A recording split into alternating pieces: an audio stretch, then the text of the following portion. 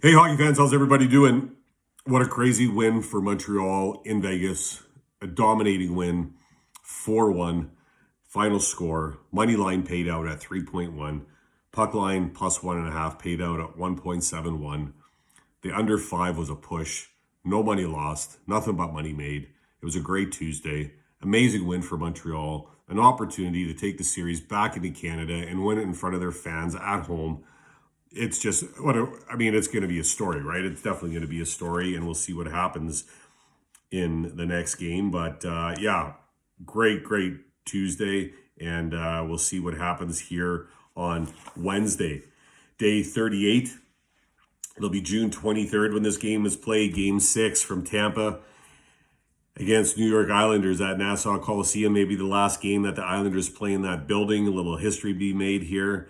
Islanders are 10-7. Varlamov listed to be in net for the Islanders. Tampa 11-5. Vasilevsky listed to be in net for Tampa. Game 5 on Monday was a mess. That ended in a score of 8-0 in favor of Tampa and let them take a lead of 3-2 in this series and put the Islanders on the brink. Lightning began their scoring 45 seconds into the first and carried on from there. They outshot the Islanders 42-21. Hits were balanced 41-40 in favor of the Bolts. Did not look like a team that was coached by Trotz, especially when the team took 57 minutes in penalties. Tampa had their share, owning 28 penalty minutes of their own. The Islanders were 0-2 on the penalty power play, and the Bolts, they were 3-6 on their power play, continuing to prove that they're dangerous on that power play. Luke Shen scoring his first postseason goal and showing he can handle the role and step up no problem. Point scoring number 13 and continuing his streak and extending it to 8 games now, getting closer to another record. Kucherov with 3 assists in that game. Vasilevsky, he notched his third shootout of the postseason, stopping 21. Game 5 was the largest winning margin in Tampa Bay history. At the same time, it was the largest margin of defeat in Islanders history. And this series still holds true to the stat that whoever has scored the first goal in the game has went on to win the game. It was such a bad game that the Bolts were resting defensive players because they just didn't feel like they needed them. Barzal, he was fined the maximum $5,000 for his cross-check against defenseman Rutta from Tampa, and I think New York is lucky that they're going to have him in this next game. And they put themselves in a tough position, and the real question is, at what point in that last game did the Islanders give up? Was it when it was 1-0? Did they give up at that point? Was it 2-0, 3-0? I can't see that mentality. It's a tough task because the Bolts have not lost consecutive games in postseason play since 2019, and that was the Eastern Conference first round. And since then, they've went 13-0 game following a loss. So, it's the longest such run in NHL history. And I know New York is 5-3 at home this postseason, which isn't as good as their regular season when they were 21-4-3. And I know both Varlamov and Sorokin had a role, and they both played their position in that game 5, and neither one could, find the answers. The puck was just determined to get in that net behind them, the New York net. Kucherov has got 27 points this postseason, another crazy stat. And I know that Trotz said that in this game 6, we're going to get the best of what we have left.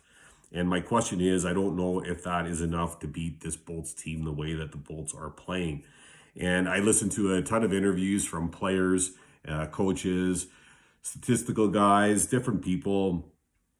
And a lot of people in the news right now are saying it doesn't matter if you lose by 1 or if you lose by 8.